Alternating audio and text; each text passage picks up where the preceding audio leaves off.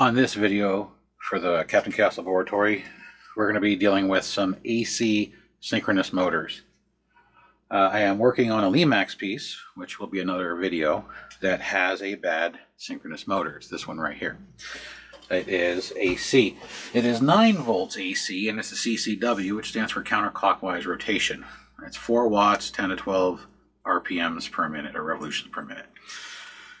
The problem is I've now searched for a month, and nobody has the 9 volts anymore. Because this is from our older piece. It's been discontinued. They don't really use them. So, it is what it is. But I got a couple of other AC motors. So I have a 11 volt, 12 volt, and 12 volt. This one's a CCW, CW, counterclockwise and clockwise. Immediately I can't use this one. That means every time the power is turned off and turned on, this reverses rotation. So when it's first turned on, it turns to the left, and when it's turned off and turned on again, it turns to the right. Well, this has characters that go around in a circle. The characters will be moonwalking. So this motor, brand new, is useless to me for this project. But this gives you an idea of what it means. So I'm going to set this motor aside, and then my last two contenders is these. This is also a 4 watt, same as this 9 volt one. It is a CCW, but it's 5/6, which is half, which means it spins half as fast. This one is 3 watts, but it's 11 volts AC, closer to that 9. It is also slow. It is 1 revolution, so it's really slow. So we're going to compare them. So over here is my Variac, and it's set for a little over 9 volts. So I'll show you with my meter. If I power it on, 9.44. So here's the bad motor. And the reason I have a meter on it is the screen really doesn't show you the voltage till you hit 50. There's a screen on the front here. That's a problem.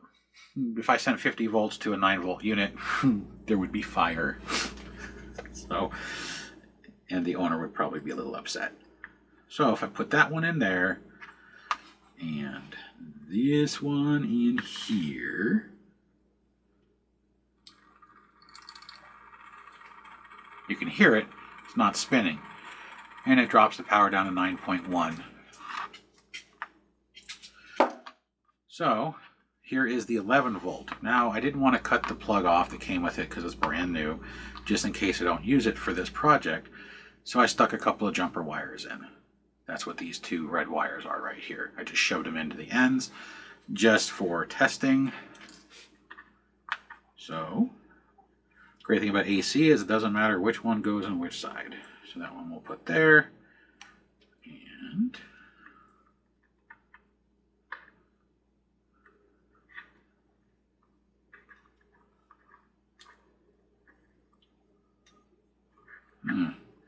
must not be getting a good. There we go. It's not in all the way.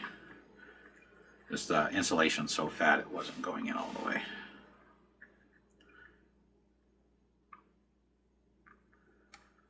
So there's that one.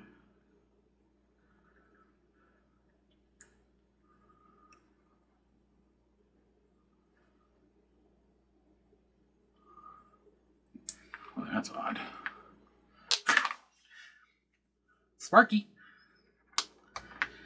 All right, I guess I'm going to have to, unfortunately, cut the end off. But in case I want to use this end for something else, I'm going to cut it back a little so I can reuse it.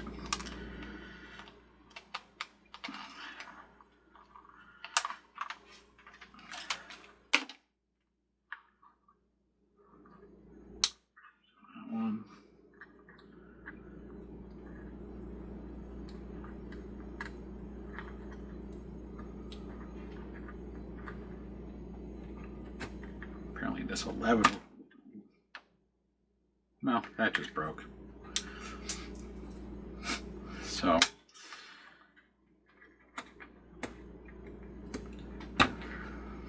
this black cable is the cord to power the unit at 9 volts. They didn't give me the cord, so I had to make my own. So I'm just going to unplug the black wire from this cable, stick this in the middle, so I'm going to have to replace this Wago connector because it just broke. 9 volts. And she is barely turning. It is actually turning. I can feel the motor. So we'll crank her up to 11.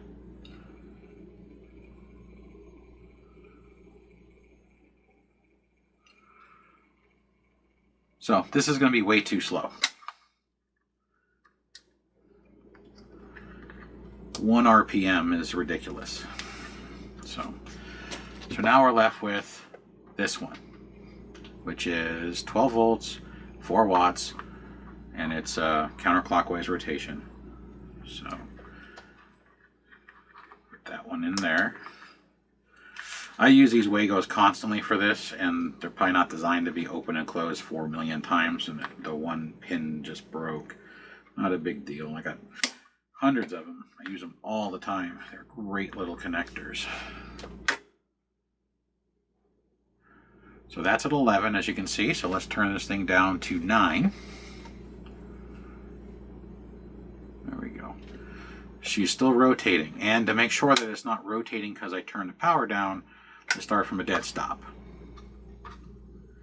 So it looks like I should be able to use this motor. It just means that the characters are going to spin slower. But at least it'll work. That's the whole point, to make this animated house animate again. So now the next issue is if you look at this, this is a D style where the one side's flat or keyed, and this one is not. This one, I want to say it's a screw in the center. They just chewed it all up, whoever installed this. So we'll see if I can unscrew it and see if it's a round shaft or not.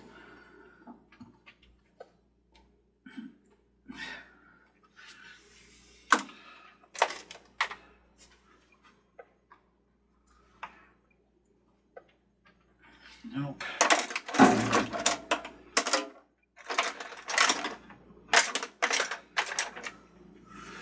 Put my tweezers back.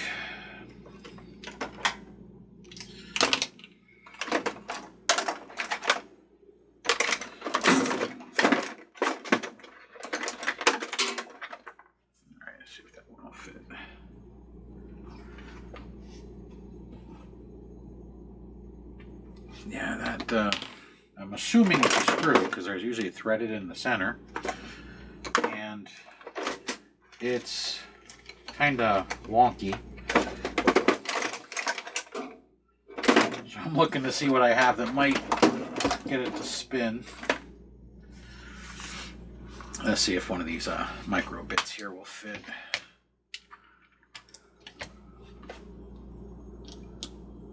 Nope, that's gonna spin.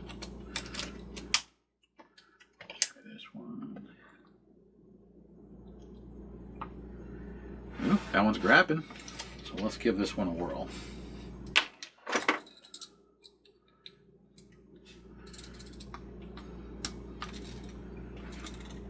It's either gonna come free or it's gonna break the bit. One of the two. Break the bit. Awesome.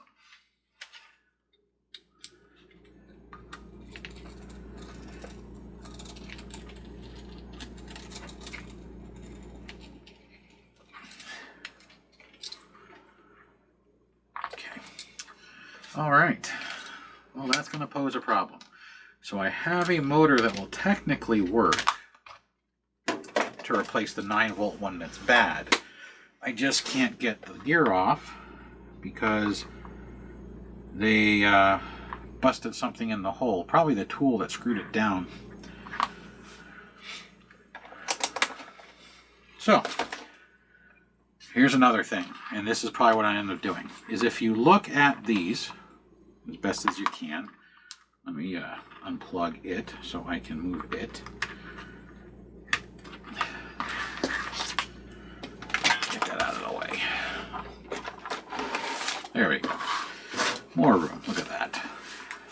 If you notice, the 5 alignment pins for the synchronous gears that are inside are in the same spot. The difference between the two is just this faceplate has a more aggressive reinforcement than this faceplate. There is a chance that if this still has an electromagnetic motor that spins, because you can hear it humming, that you can take all the guts out of here and put them in here. And I have done that before, and there is a video, and I don't know which one, in my video library where I did that while fixing a house. And it's a video where when I was prying these tabs off, I took one of these screwdrivers and shoved it right through my hand. That is the only part about doing this that is dangerous, because there's a finger, a finger, a finger, a finger. So there's 4 fingers on average. This one has 8 that are folded over. This one has 4. And you have to pry them up. And of course, to get the most leverage, you want to put your hand right here so you can grab onto it and get a good kung fu grip and make this thing work. The downside is when it inevitably slips, pointy object, fleshy skin, something's going to give, and it's generally your hand. So what I'm trying to do is give a little arch, so if I slip, it go between my fingers and under my palm. So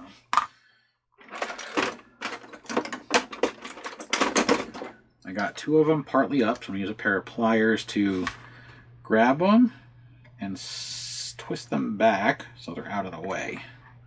You don't want to break them off because you've got to reuse them to put the cap back on. Most cases you can just get 2 of them completely up and the other 2 partially up, and you can take this off at an angle. I have opened many of these to show people how they work. And they're all basically the same.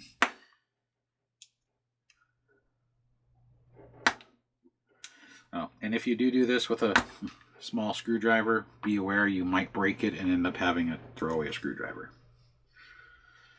So, trade-offs.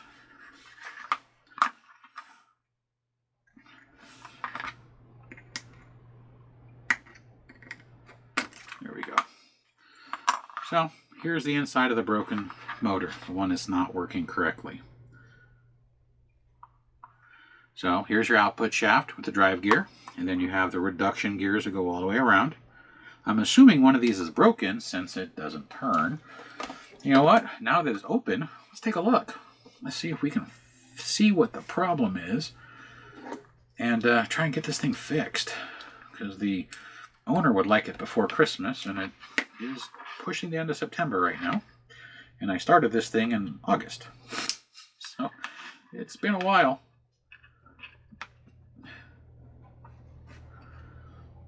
But unfortunately, sometimes finding parts is the biggest delay in fixing these things. That's where we're stuck at the moment. So I'll put my meter back in to make sure that my power didn't adjust. I'm just going to unplug it from the bottom. Make sure we still got 9 volts. Notice if I turn the meter on, 9.28 volts.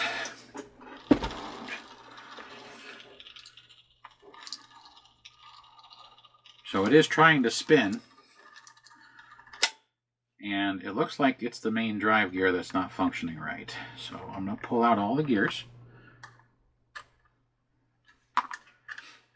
because I open these up when they're trash, and I save these gears to try and rebuild synchronous motors that are still good. So this gear, which is the one right here in the center, is my issue.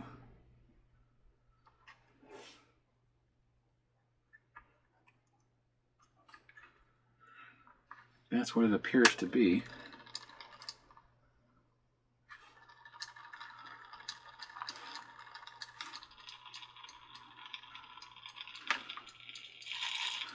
Yeah, because I can literally stop the gear, but yet the outside of the motor is still spinning. So it has broken free from its base. So maybe I can just repair this one. I need to get the base out. Now, getting the base out is not the easiest because it is a big electromagnet that likes to stick to everything.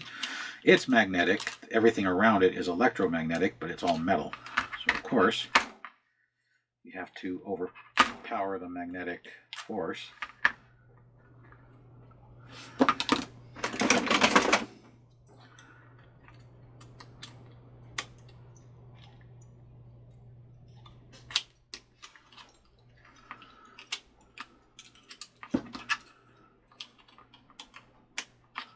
There we go. And here's the back bushing. So there is where the back bushing goes, and that discoloration is grease.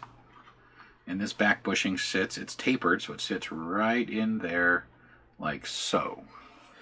Now, this front piece, it's got two little notches on this tapered area, and if you look at the face of this, hopefully you can see it, you'll see 4 indentations. When that fits, it acts like a cog and it grabs it. It's not staying in place. So,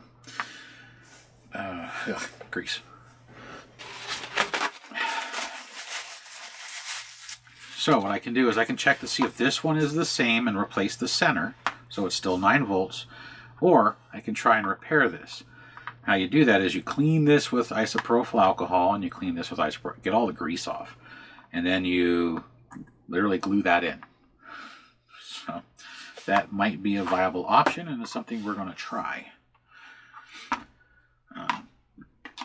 Somebody else has messaged me about these 9-volt synchronous motors. They're having a hard time finding them, and that's because, according to the manufacturer, TYC, if you email the company, the parent company, because if you go onto their, look them up, it'll come up with a few other names as well. They don't make them anymore. So, and it doesn't appear that anybody else or many other people make them either.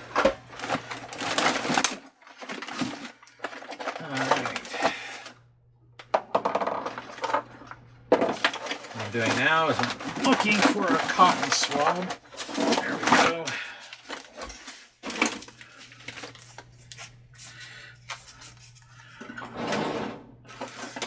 And the reason I want the cotton swab is so I can get the alcohol down inside the center hole of the magnet.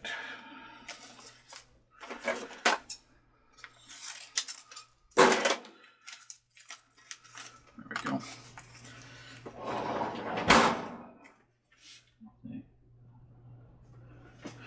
Sorry, this is a foam applicator swab. Okay, so get it in there, and now I've never done this before. Normally when I've opened these up, either the magnet doesn't spin, which this one is, or the gears are just disintegrated. Those are the big ones I've come across. So to see this actually spin and just lose its adhesive is a first. So that lets me know it might be salvageable. So I'm not going to clean the center hole of this gear because that goes on the shaft and it has to stay lubricated. I'm just cleaning the outside edge. It's turned a slightly different color, getting all that grease and corrosion. Dry it off.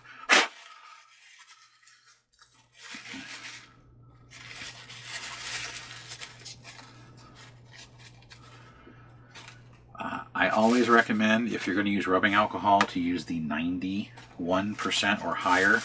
You can get away with 80% or 85% if you find them. This is 99% alcohol. This big jug right there.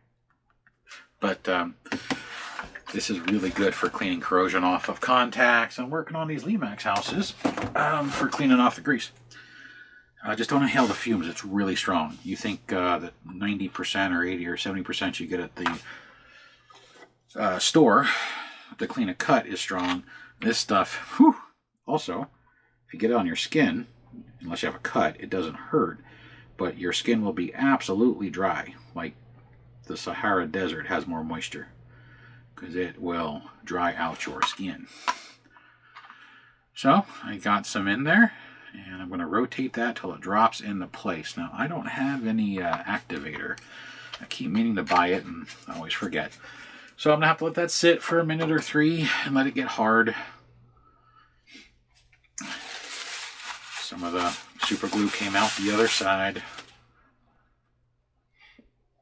But this might solve the problem, and if that's the case, I could have done this 4 weeks ago and not had to wait so long and buy motors that apparently don't work.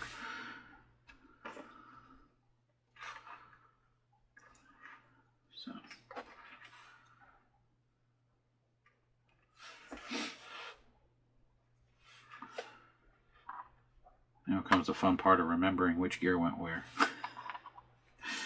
I think this gear went there. And this gear went here. That. And this gear that has the slip went here, and the slip fits into the notch in the housing, like so. There we go.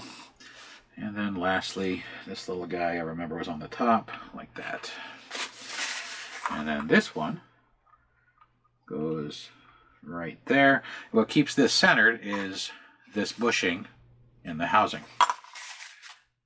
So I don't know if it's hardened or not, but I need to put a little bit of pressure on this or else it'll walk out. Apparently they're all walking out.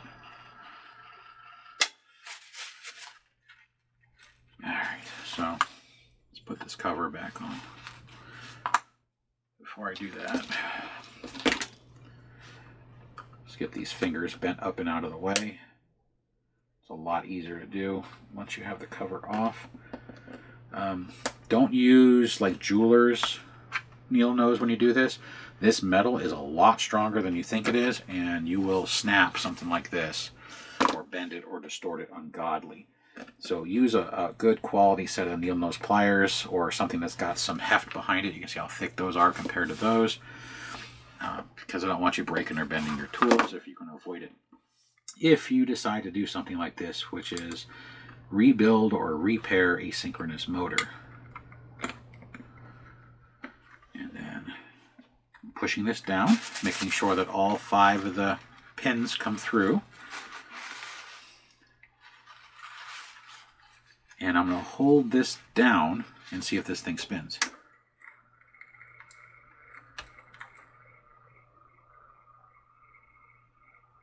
She's spinning. So now I'm going to put the D gear back on, the tooth gear, so I can add a little resistance to it. I'm going to still hold it down. I'm going to use the needle nose to straddle and push. Yeah. Didn't work.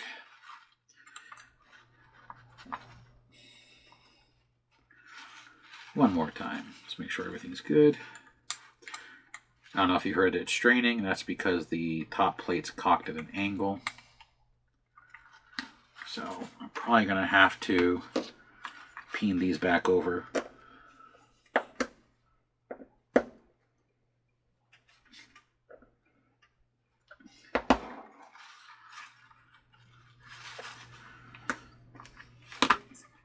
And I'm not going to lie, it's a pain to do.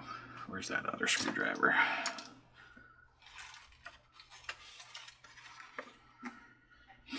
Make sure.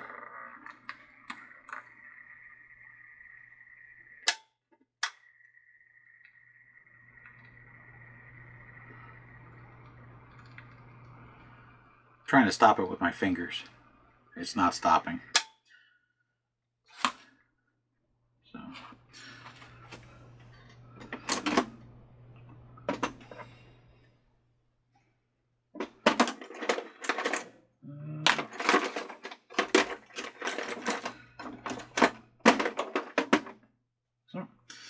Small blade screwdriver, as far as short, so I can use this as a hammer, a smacky thing, and peen a couple of these fingers over to test it under its own tension and not just my finger tension.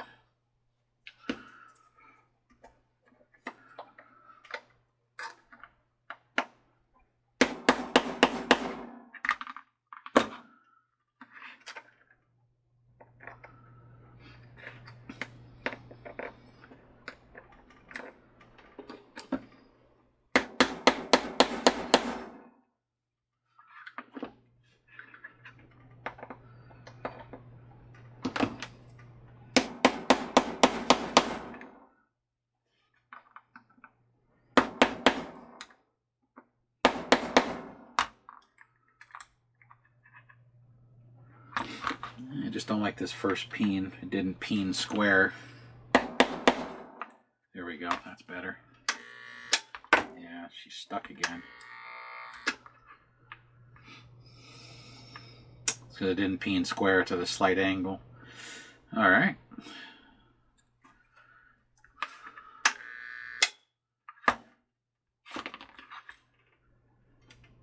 This is why they tell you they're not repairable. They technically are.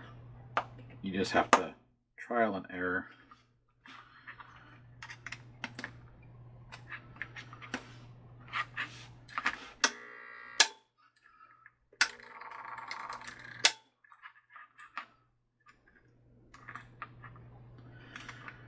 So like I said, if this doesn't work, then we'll try replacing the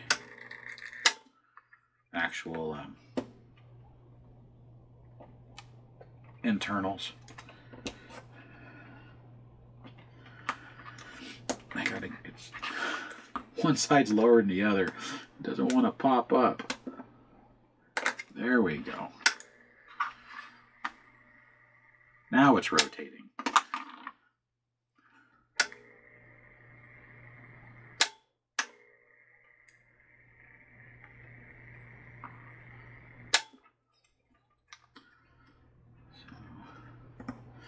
Put that on. And then hold the motor. See, it's not supposed to rotate directions like that. That's what that stopper's for.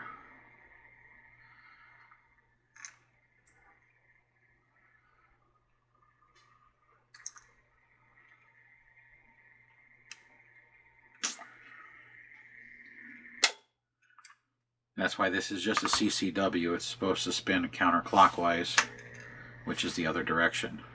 That's counterclockwise.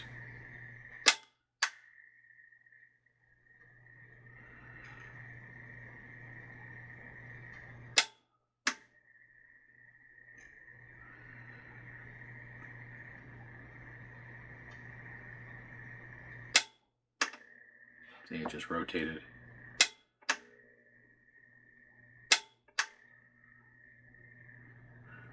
The reason a lot of these do the counterclockwise, clockwise, where they say CW, CW, is if you wedge the motor, it tries to go backwards to unwedge itself.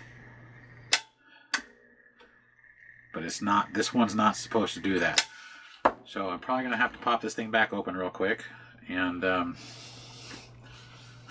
find out why the little finger came out of its groove, because that's what that finger on the bottom of the one gear is for.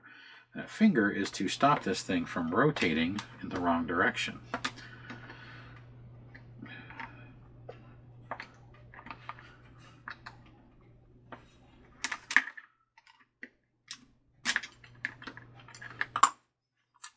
So pull the gears out. Just got to pull 3, because the finger is that guy right there. If you see this right here, that's supposed to stop it from spinning the wrong way.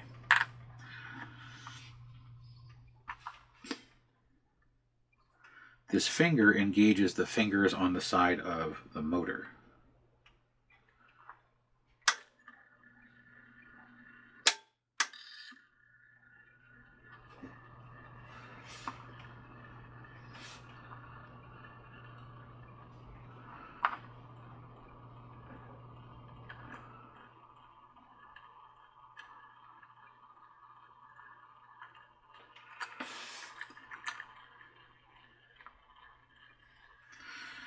Right now that's spinning clockwise.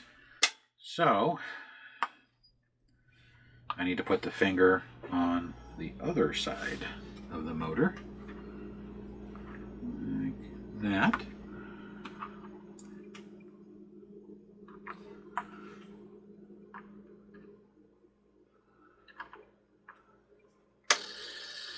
And that's clockwise, counterclockwise. So either the finger jumped, or when I put it together, I just put it on the wrong side. Either is possible.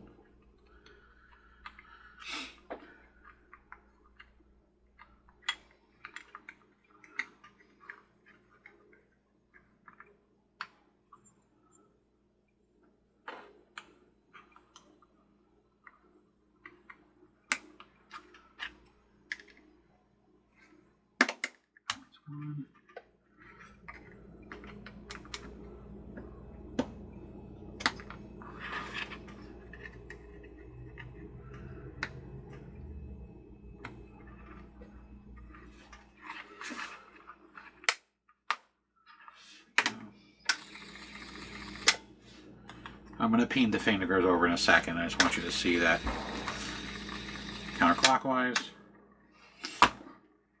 clockwise, counterclockwise, clockwise. All right.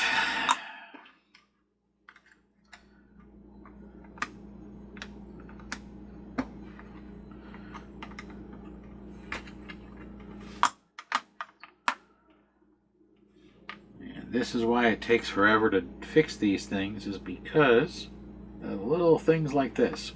Mainly because you can't find parts. If I could just find a 9-volt synchronous motor, I'd just slapped it in there, called it a day. Showed you all how to do it. But instead, I have to rebuild a synchronous motor, which is being temperamental, as you can tell. And this is what takes time. I was actually asked today, because I was at an event, how long does it take to repair a house? And I tell them it takes anywhere from usually an hour to 2 hours, but sometimes it takes longer. The one I did this morning took 2 hours. This house I've been trying to fix for over a month, but consecutively I'm only into it about, well, whatever the length of this video is, plus another 30 minutes for the tear down and description of all the problems. So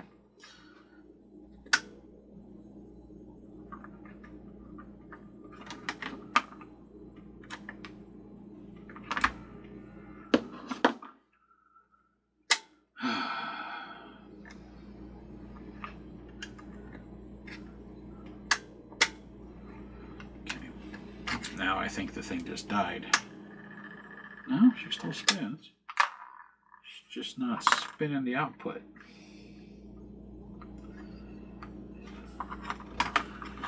So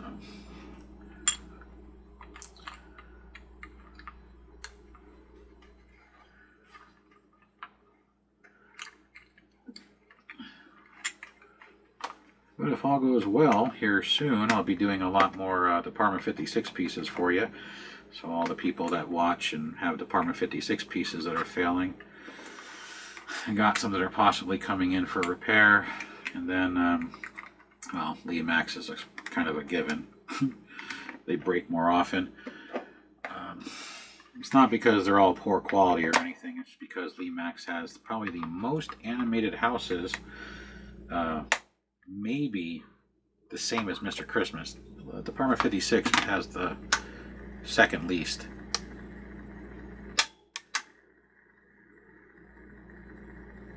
Department 56 has more lighted buildings than they have animated buildings.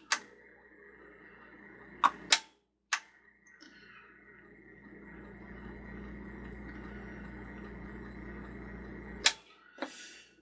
cannot give you a reason why this thing keeps going back and forth. I'm going to see if this other one does it. That's a CCW.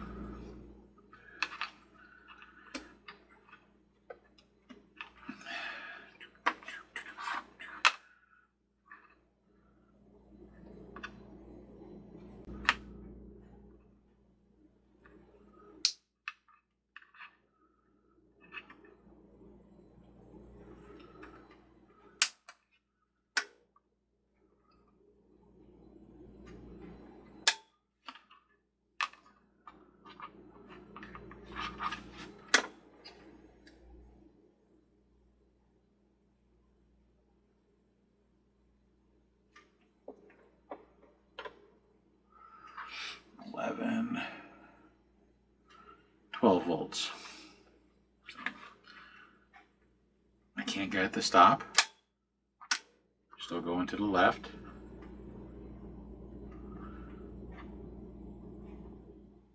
Oh, yeah.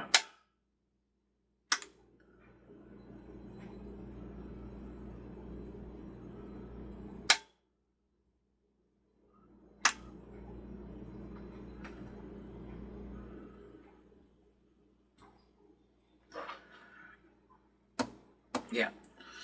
That one's got a lot more torque than that one does.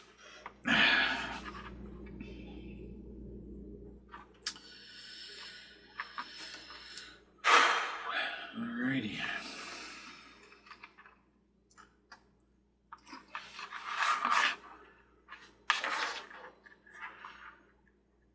Well, we can try and open this one and see if I can swap parts. Or I can put this one in and let her know that if it starts spinning the wrong way, to stop, turn it off and turn it back on. That way it's the correct voltage for her unit and the correct RPM. That's my biggest concern, is this one spins as half as fast, and it spins even slower since it's going to be running at 3 volts under its normal power. I mean, most items can be fixed. Sometimes you have to deal with a little bit of a problem and maybe a different color light, or you don't have sound anymore, or in this case you might have a motor that reverses directions that you're going to have to turn off and turn on. One of the outdoor ones I did a while ago had that problem. It was spinning backwards, and then you turn it off and turn it on and spin forwards. But that's because the motor that took, they no longer make anywhere. It was a 120 volt synchronous motor.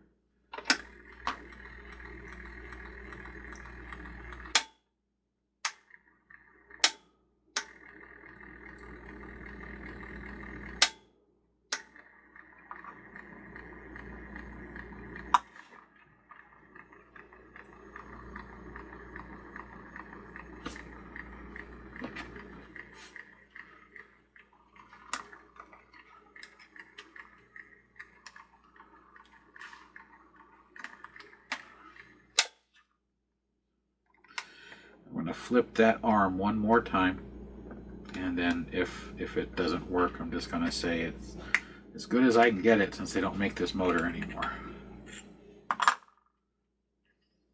And you probably guys are getting bored of watching me just do the same thing over and over and over again.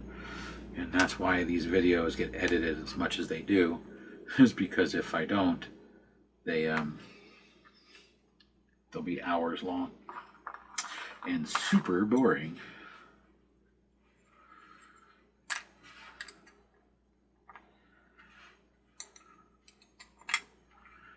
Well, unless you want to watch me get zapped by 9 volts AC.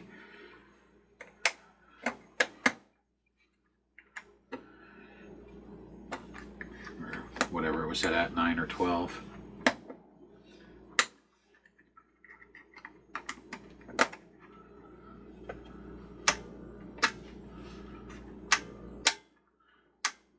Apparently I got it in the wrong spot because it won't turn on at all.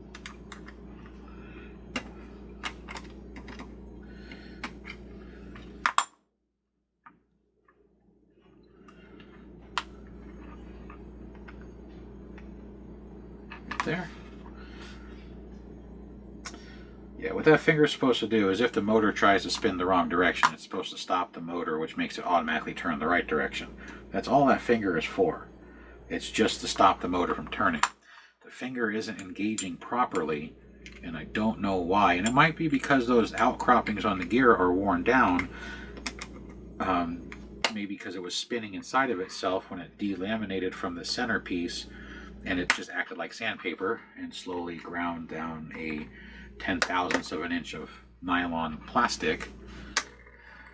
There we go. I can't tell you because there's really not a lot of information on how to rebuild a synchronous gear. Also, I just realized that I'm running this thing at overpower. Yeah, this is 9 volts. I'm running at 12, which is why it sounds funny. So let's turn this thing back down. There's 10. 9 volts. That sounds a lot better. Most of these motors have a buffer of 2 to 3 volts, so running at 3 volts over will shorten its lifespan, but it won't cause the motor to fry instantly. So don't think it's going to damage the motor if you do it accidentally for a couple seconds like I just did. In most cases, you'll be fine. There is always the exemption to the rule. But since before I put all this away, I'm going to just call this one good for now. I'm going to put it in its unit, put a load on it, and make sure it works like it's supposed to. If you need to get a synchronous motor, they come in multiple shafts. They come with short nose, long nose. They come with D or double flat or perfectly round. It is pressed on. And then the long one, this one has a long shaft with a step. This one has an actual protruded housing. So when you're buying a synchronous motor, whether it's AC, DC, DC ones aren't as common, you need to look at what you have. Now, if they're not available and you get, let's say you need this motor with this type of shaft, and this is all you can find.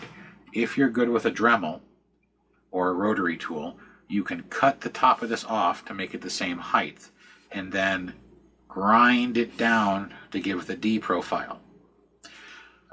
You might have to drill and tap a hole. Now, if you get one that's a short shaft, it's this profile or round, you can do the same thing. I have done that before where I have taken a one that came round like this, ground it so it fitted gear like that. And I used a Dremel with a cutoff wheel. And I just took this, set it on top, and then marked it carefully, and then I just cut off a big mass of it, and then I just kept carefully grinding it down till this slid over, and then filed it smooth. Not smooth like glass, but smooth enough that it won't grab or catch the gear as I push it all the way into position, and then put the screw back in. Also, some of these don't have a screw, like this and this one are screw-in style. This one's a press-on, and there are some that come with a spring clip. And then this one, I'm assuming is a screw, but they just jacked up the head so bad I can't get it off. And then some come with a spring clip, a C-clip. So there's also multiple styles of attachments. So if you're looking for a synchronous motor and you cannot find the OEM, whether it be from a retailer, wholesaler, or somebody who just has parts, and you find something similar, you may have to modify it. And I had a couple emails about these synchronous motors, and I explained that to somebody that what I did is I got a round shaft because they didn't make the D shaft anymore, and I couldn't use the D shaft because the bushing broke and it just cut the shaft up. So I took the gear, stuck it on top of the circle, marked it, and then ground it down, and then filed it down until this fit, and it was perfectly fine. But it was the same voltage. It was a 12-volt AC motor for Mr. Christmas. So I wasn't too concerned about a 9-volt, 12-volt, or 9-volt, 11-volt difference. So if you're dealing with synchronous motors, AC, DC, again, AC is more common. Now you know basically what you can do when you find something that's going to work, that you can work it down, grind the shaft, try and find something as close as possible. At least get the correct voltage and direction. That's the most important part.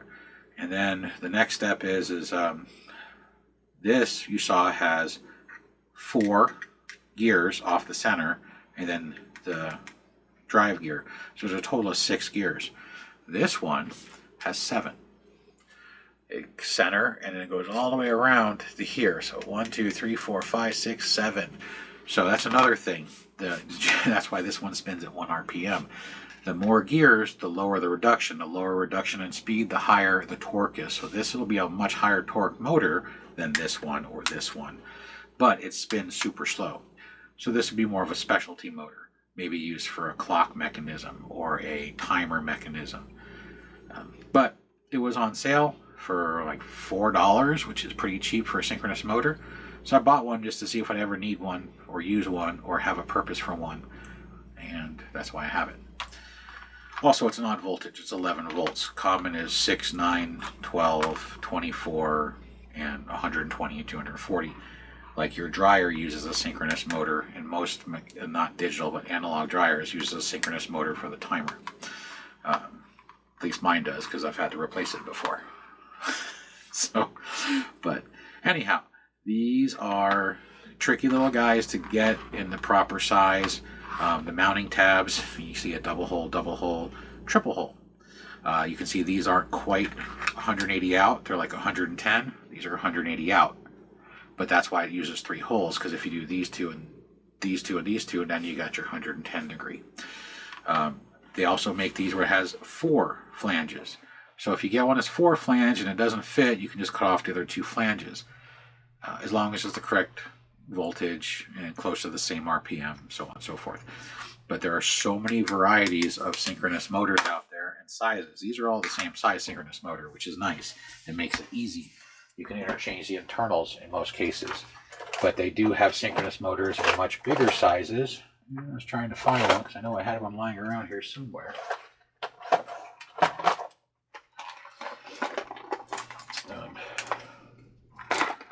There you go. That's a synchronous motor as well. It's way different. You can see it has 1, 2, 3, 4, 5, 6 pins, and this one uses an offset. And this one is 230 volts. This was the timer from my dryer. This was the first replacement, and it didn't work because it was the wrong part number. So synchronous motors come in multiple shapes and sizes. Try and match them up so you can get the right one. Let's see. So anyhow, thanks for watching this non-exciting,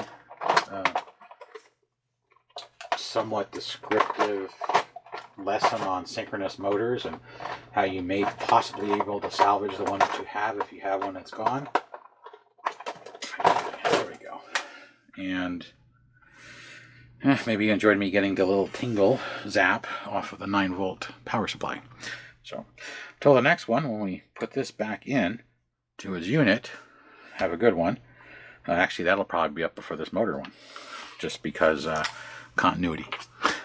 So I got a couple of spares that I'll put back in their box because I have a special box for synchronous motors. So thanks for watching. We'll see you on the next one.